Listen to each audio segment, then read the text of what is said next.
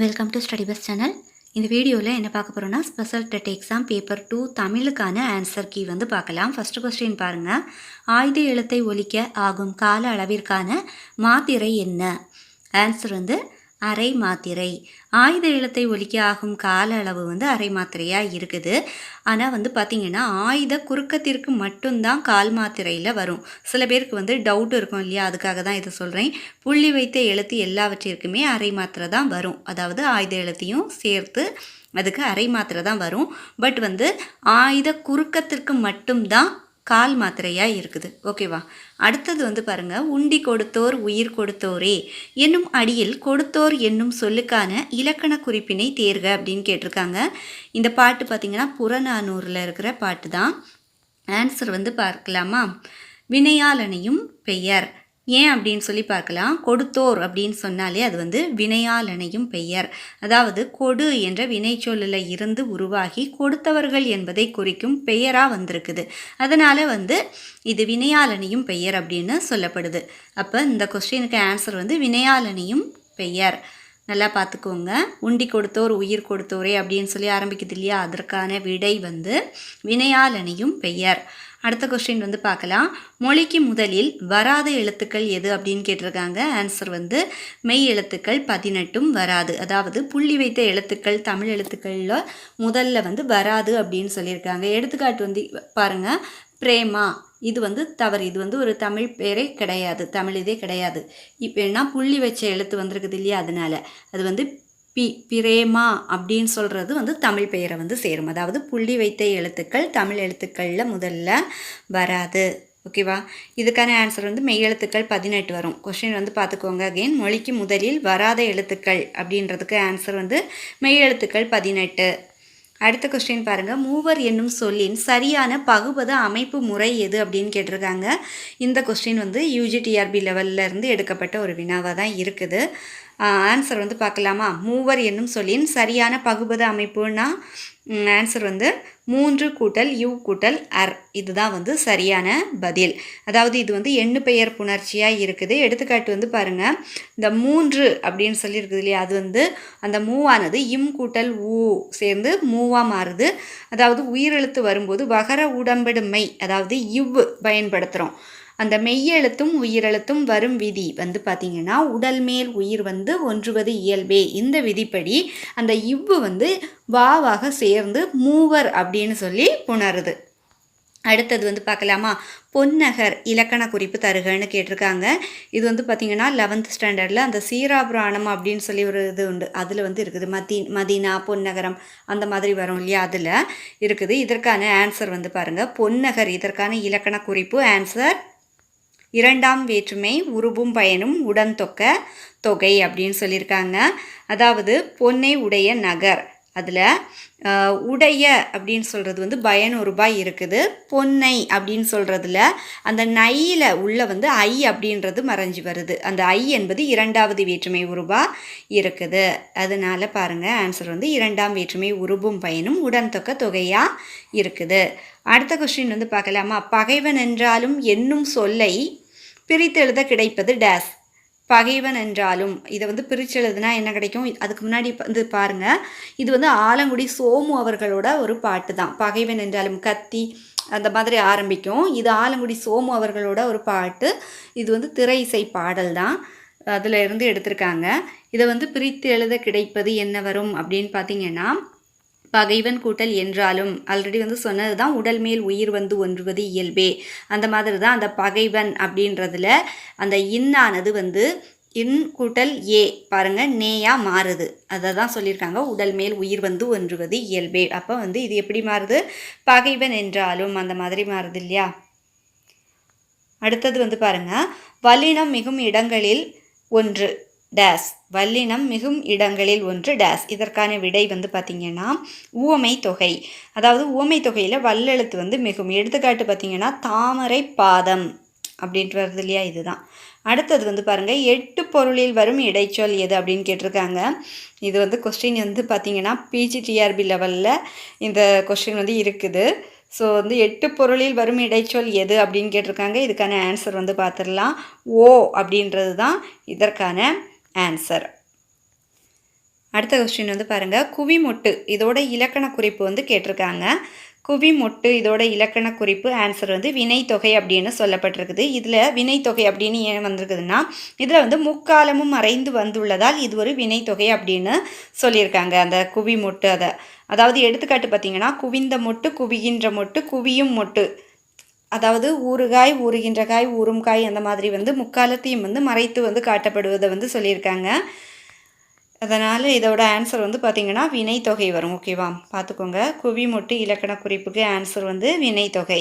Okay, அடுத்தது பிழைத்த வேல் இது எவ்வகை தொடர் என்பதை குறிப்பிடுக அப்படின்னு கேட்டிருக்காங்க. பிழைத்த வேல் இது வந்து எவ்வகை தொடர்? பெயரச்ச தொடர். அதில் வந்து பாருங்கள், பிழைத்த வேல் அதில் பிழைத்த அதில் வந்து முடிஞ்சிருக்குது. நம்ம வந்து ஷார்ட்டாக வந்து ஞாபகம் வச்சுருக்கிறது அப்படின்றதுல முடிஞ்சிச்சுன்னா பெயரச்ச தொடர் அப்படின்னு நம்ம ஞாபகம் வச்சுக்கலாம். எல்லாத்துக்குமே தெரியும் அது. அடுத்த கொஸ்டின் வந்து பாருங்கள், பகுபத உறுப்புகளில் அடங்காமல் 7வது உறுப்பாக வரும் புறத்துறுப்பை எவ்வாறு அழைக்கலாம் அப்படின்னு கேட்டிருக்காங்க. 7வது உறுப்புன்றது கிடையாது, மொத்தம் 6 தான் பகுபத உறுப்புகள் வந்து உண்டு. இது பாருங்கள், கொஸ்டின் வந்து எங்கேருந்து எடுத்திருக்காங்கன்னா 11th ஸ்டாண்டர்டில் இயல் 3லேருந்து எடுக்கப்பட்டிருக்குது. பகுபத உறுப்புகளில் அடங்காமல் 7வது உறுப்பாக வரும் புறத்துறுப்பை எவ்வாறு அழைப்பாங்க அப்படின்னு சொல்லி கேட்டிருக்காங்க. அது வந்து எழுத்து பேர். ஆன்சர் வந்து இதற்கான ஆன்சர் வந்து எழுத்து பேர் அப்படின்னு சொல்லுவாங்க. ஓகே, அடுத்தது வந்து பாருங்கள், கீழ்கண்டவற்றுள் காரண சிறப்பு பெயர் எது அப்படின்னு கேட்டிருக்காங்க. அப்போது இதில் வந்து பாருங்கள், ஆப்ஷன் பாருங்கள், பறவை அப்படின்றது வந்து பொதுவாக வந்து பறக்கும், அதனால வந்து இது வந்து ஒரு பொது பெயராக இருக்குது. அப்போ காரண பொது பெயராக இருக்குது. பறவை பறப்பதால் காரண பொது பெயராக இருக்குது. மண் வந்து இதில் ஒன்றும் கிடையாது. அடுத்தது வந்து பாருங்கள், மரமும் கிடையாது, மரங்கொத்தி. அப்போ இதுதான் காரண சிறப்பு பெயரில் வரும். கீழ்கண்டவற்றுள் காரண சிறப்பு பெயர் எது? அப்போ இதில் மரங்கொத்தி வந்திருக்குது. பாருங்கள், காரண பொது என்பது பறவையை குறிக்குது, பறப்பதனால. மரத்தை கொத்துகின்ற பறவை அப்படின்னு சொல்கிறதுனால இது வந்து காரண சிறப்பு பெயரில் மரங்கொத்தி வந்து வருது. ஓகேவா, ஆன்சர் வந்து மரங்கொத்தி. அடுத்தது பாருங்கள், ஈரெழுத்து சொற்களாக அமையும் குற்றியலுகரம் எது அப்படின்னு கேட்டிருக்காங்க. இதற்கான ஆன்சர் வந்து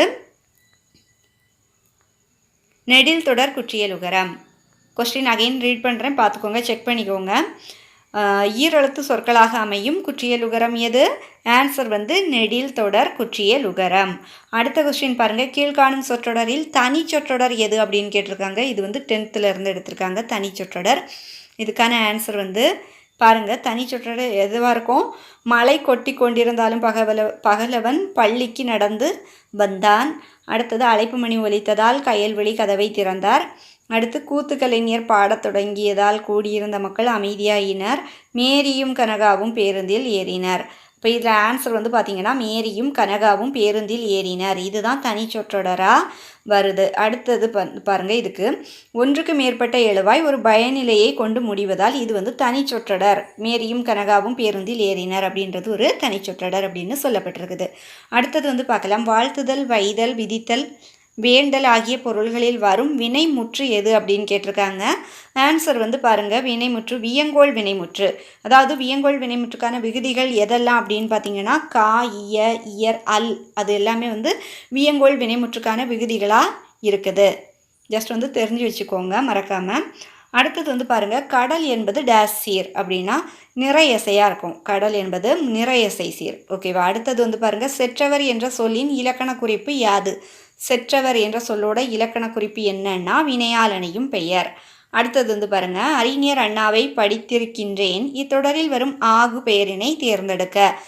அதில் வந்து ஆன்சர் வந்து கருத்தாவாகு பெயர்.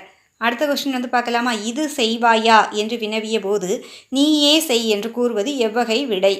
அதாவது நீயே செய் அப்படின்னு சொல்லும்போது ஏவல் விடை. அடுத்தது வந்து பாருங்கள், நீள் கூட்டல் உழைப்பு என்பதனை சேர்த்தெழுத கிடைக்கும் சொல் எது? நீள் உழைப்பு. எல்லாத்துக்குமே தெரியும் நீள் உழைப்பு. அடுத்த கொஸ்டின் வந்து பாருங்கள், ஆக்கல், அழித்தல், அடைதல், நீத்தல், ஒத்தல், உடைமை ஆகிய 6 வகையான பொருள்களில் வருவது அப்படின்னு கேட்டிருக்காங்க. ஆன்சர் வந்து 2ஆம் வேற்றுமை. அடுத்த கொஸ்டின் பொறுத்துக வந்து இது எங்கேருந்து எடுத்திருக்காங்கன்னா 10th எடுத்திருக்காங்க.